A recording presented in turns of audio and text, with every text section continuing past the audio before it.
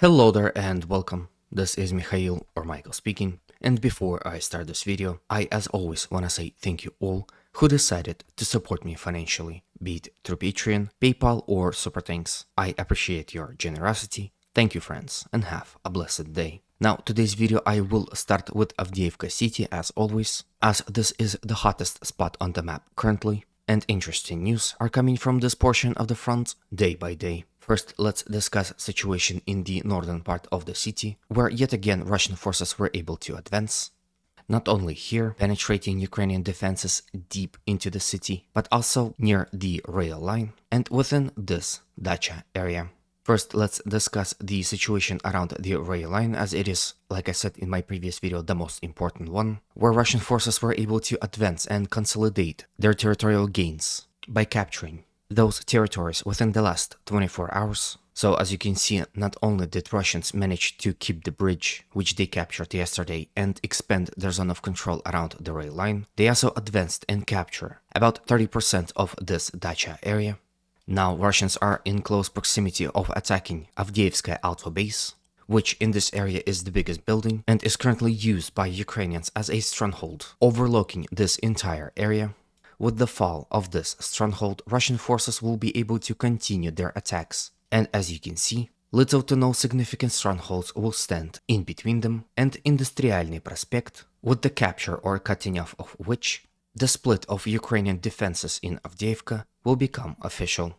At this point in time, heavy battles are currently happening all across this sector of the front. Russians are not stopping and advancing constantly. For example, it seems that they will be trying to attack in the direction of Avdeevka coke plant, whereas some people have speculated that Russians will not attack it, but siege it, bomb it, and force Ukrainians to retreat. But with this recent territorial advances in this dacha area, storming of Avdeevka coke plant becomes more and more possible, as little to no strongholds are now standing in between advancing Russians and Ukrainian defenders of the factory. Of course, the difficult part will be crossing the rail line, as it will be too exposed. But of course, this is the problem that Russians will face in the future. Currently, the fighting is still ongoing in the dacha area and in the vicinity of this bridge.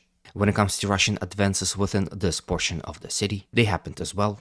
Russians captured about this much territory in the last 24 hours, further consolidating their gains. It is towards the center of Avdeevka that Russians are currently attacking. On the southern flank, situation remains to be the same.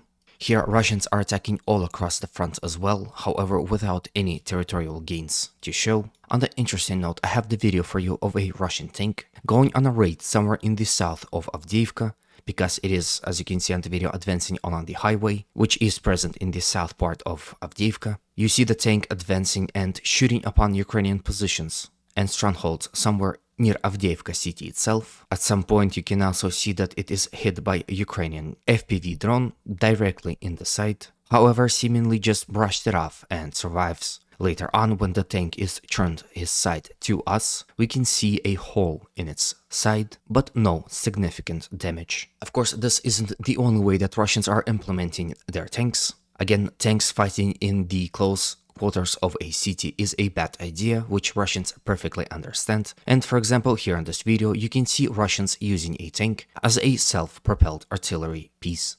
With those two videos, you can also acknowledge the change of so-called cope cage, which now looks a bit different. Then from here, let's quickly discuss situation in Marinka, where Russian offensive in the general attempt of capturing Grigorivka continues. And today, or to be more precise, within the last 24 hours, Russian forces were able to advance along this Grigorievsky pond, capture those territories. Now, to assess the general situation, of course, settlement of Grigorivka is next in line after Marinka, and it seems that Grigorivka is being captured by the Russians faster than Marinka. One of the reasons, of course, it's because it's relatively small, but the other one is that Marinka was at the edge of the front line ever since everything started in 2014 and was heavily fortified due to those reasons, whereas Grigorivka is not as heavily fortified. So those factors can be used to explain why Grigorivka is being captured by the Russians a bit faster. Currently, Russians are also attacking in the direction of this stronghold located here. Its position allows Ukrainian forces to effectively defend this entire flank of Grigorivka from Russian attacks, and with its fall, Russian forces will surely able to consolidate this entire front up to these ponds and envelop Grigorievka from the north. So, understanding this full well, there are heavy fighting currently happening around the stronghold, with Russians using TOC flamethrower systems to throw Ukrainians out of it. Situation here continue to develop, and I will keep a close eye on it to make sure to report any changes.